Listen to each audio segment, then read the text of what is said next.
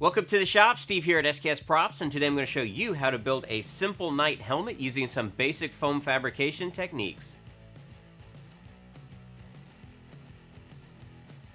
So here's the prototype helmet that I had done as a proof of concept. Now the templates for this were originally all freehand drawn onto Bristol board. That was then transferred to my HD foam. Those pieces were then cut out and loosely assembled. Now luckily for you guys, I have made all these templates fully available to download so you guys can print them out and assemble this helmet right along with the video. Now to fabricate our helmet and keep it light yet somewhat rigid, I'm going to recommend a roll of 6mm HD foam for the main structure and a roll of 2mm HD foam for all the details. After you've downloaded and printed out your helmet template, you can then transfer that directly to the HD foam. One thing to note when cutting the material, make sure to keep your knife completely straight, press all the way down through the material into the self-healing mat, and pull in one continuous straight line. Next, transfer the two templates to the 6mm foam that say Night Helmet Back and Night Helmet Front Top. Always try to be efficient when using your foam. Here I'm laying out my templates on some scrap to have the least amount of waste possible.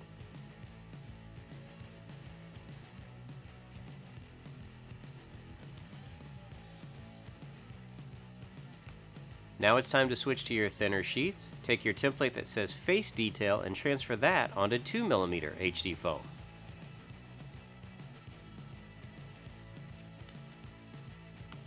And lastly, we need one strip of 2mm foam that is 1 1/4 inches by 28 inches. All of our templates have been cut out and we can start to assemble our night helmet. Now to do this, I'm going to be using some basic super glue, but you of course could use hot glue or contact cement in its place. The first thing you're going to do is grab the two pieces that say Night Helmet Front Faceplate and Night Helmet Back. Make sure to have a 1/2 inch overhang from the front faceplate onto the piece that says Back. After just a few seconds, those pieces have been joined together. Repeat for the opposite side.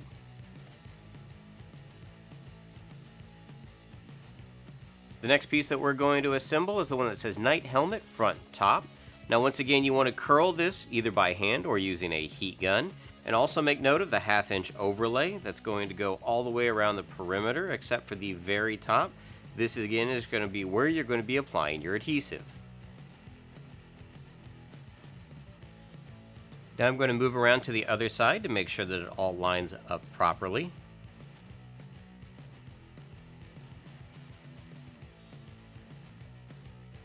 The front piece is still detached at this point. I would recommend to go in and start in the middle and work your way around. Now the foam is extremely flexible, so don't be afraid to manipulate it to make sure that you get the glue where it needs to go.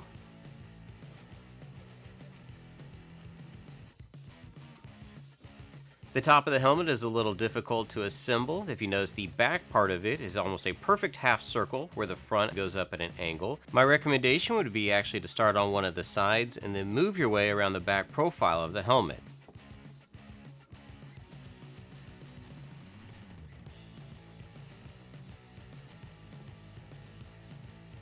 Now if it doesn't line up precisely, that's okay. You can trim off any of this excess with your rotary tool.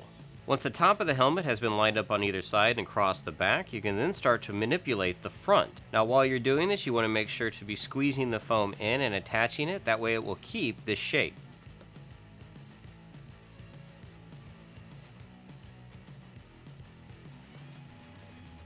Next up, we've got our pieces that are going to say Face Detail 2mm. Now I like to line these up and mark them where they're going to go before I add any of my adhesive. And to keep my helmet from rolling around, I'm going to put a little weight on the inside. Now when I have two pieces that are identical, I usually like to mark the back of each of them with an X so I'm not placing adhesive on the wrong side. Because I want my eye details to be spaced out evenly here, I'm going to start my glue on this side and move my way across. As you can see on the end, I already have the corner for where it's going to end up.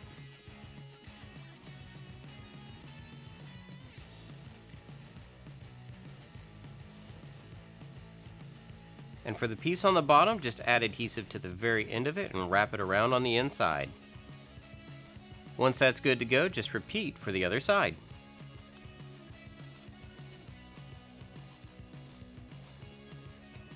Now once I get to this point, I am trying to make sure that my eye details are evenly spaced on the left and right side. If you don't get it perfect on the first try, it's no big deal. Again, we want this thing to look as though it's handmade.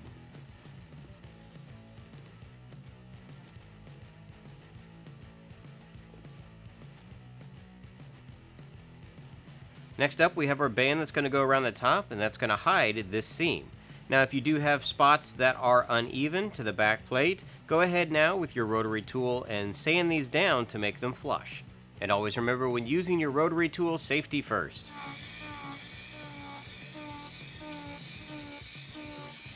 Once the transition from the top to the back is nice and smooth, we can start banding. Once you start the banding process, just kind of mark where the middle of the back of the helmet is.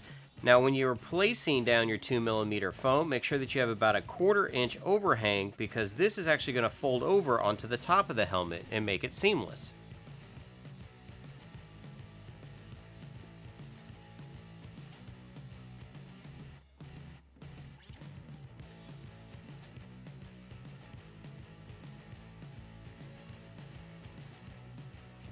And when you get to the very end, leave a little bit of the overhang, but trim off the excess.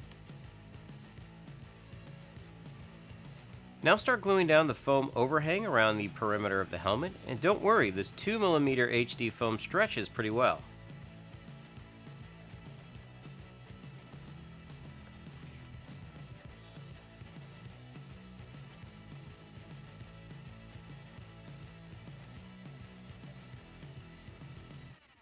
Our last template to add is the one that says Face Detail 6mm.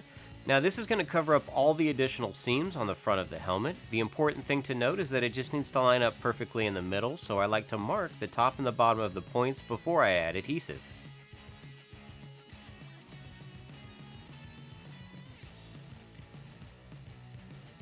After all of our template pieces have been assembled, we have our completed helmet. Almost. We have one more foam fabrication detail we're going to do to send it over the top, and that is to create our rivets. Now, rivets can be made a couple of different ways. If you have a leather punch, you could easily punch through some 2mm foam to create the rivets. If you don't have a leather punch, you could get a brass tube and sand it down to create your own custom punch, or you could always use googly eyes. Now, because of the curve of the helmet, I found the easiest way to measure this out was to use a cloth ruler. I would lightly mark where the rivets would need to go with a pencil, and then using tweezers, I would super glue those into place.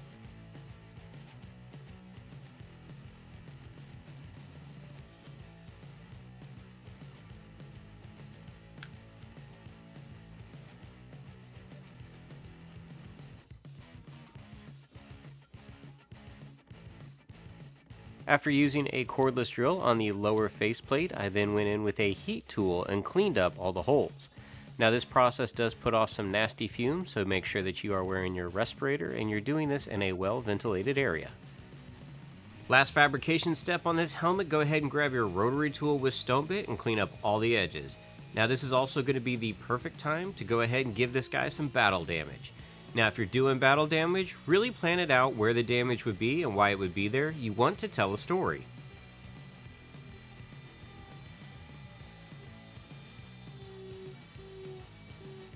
With the fabrication of our helmet complete, we can now talk about sealing and painting.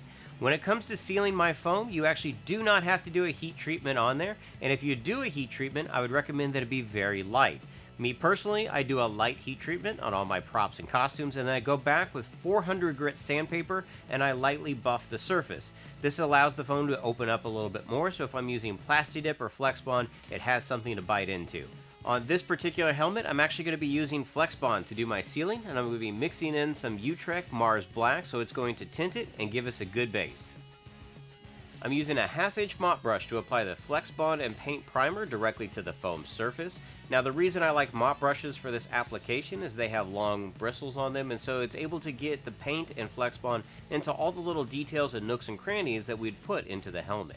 Now in most cases this is going to leave brush strokes, which I'm usually not a big fan of. You can water the paint surface down a little bit just to alleviate those, but in this case I'm not too worried about it, because after I'm applying the first layer of paint, I'm going back with an upholstery sponge and giving it this really cool hammered metal texture.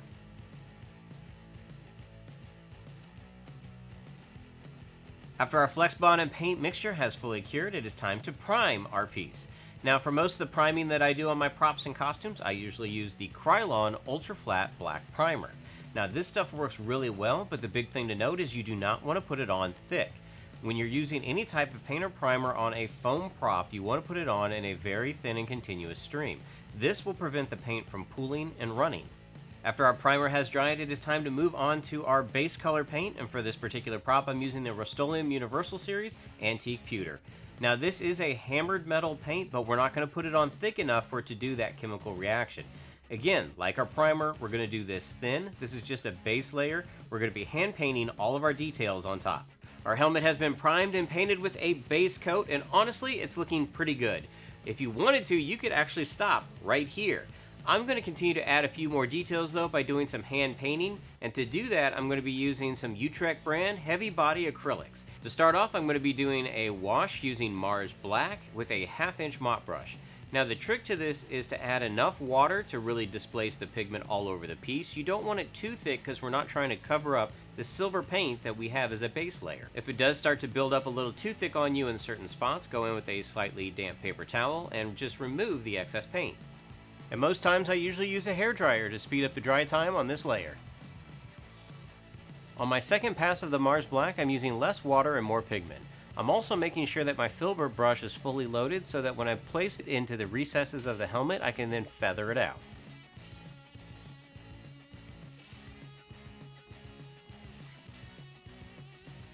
To give the helmet a little bit of an accent color, I'm going to be switching over to the Golden brand line of acrylic paints.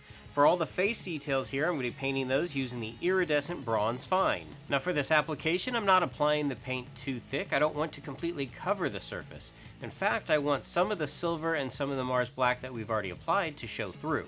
So I'm selectively placing the paint in specific areas.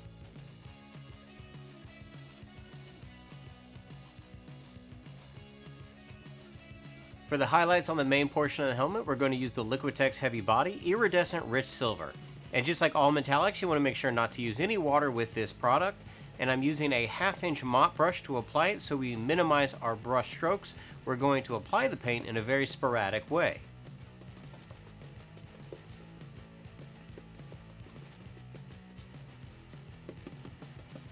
Now that I have my bronze base down, I'm going to go around each one of the rivets with a little bit more of the Mars Black, just to darken them up before we add our final highlight using Iridescent Rich Silver from Liquitex.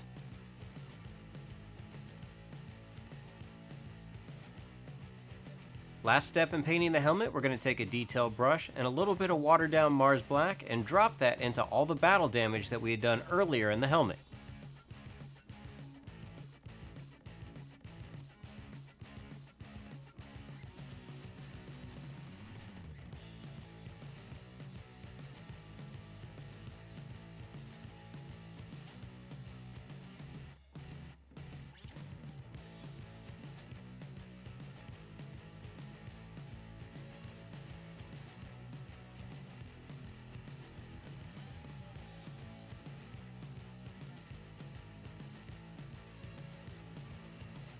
So you guys can see what it takes to put together a simple knight helmet using some basic patterning and foam fabrication techniques. Now hopefully you guys liked this video and learned something from it. If you're interested in more of my tutorials, feel free to head on over to sksprops.com because I have tons of build threads on there, including almost every costume and prop I've ever made.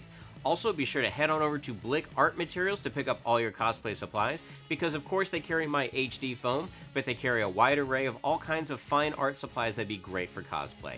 Until next time, thanks for stopping by.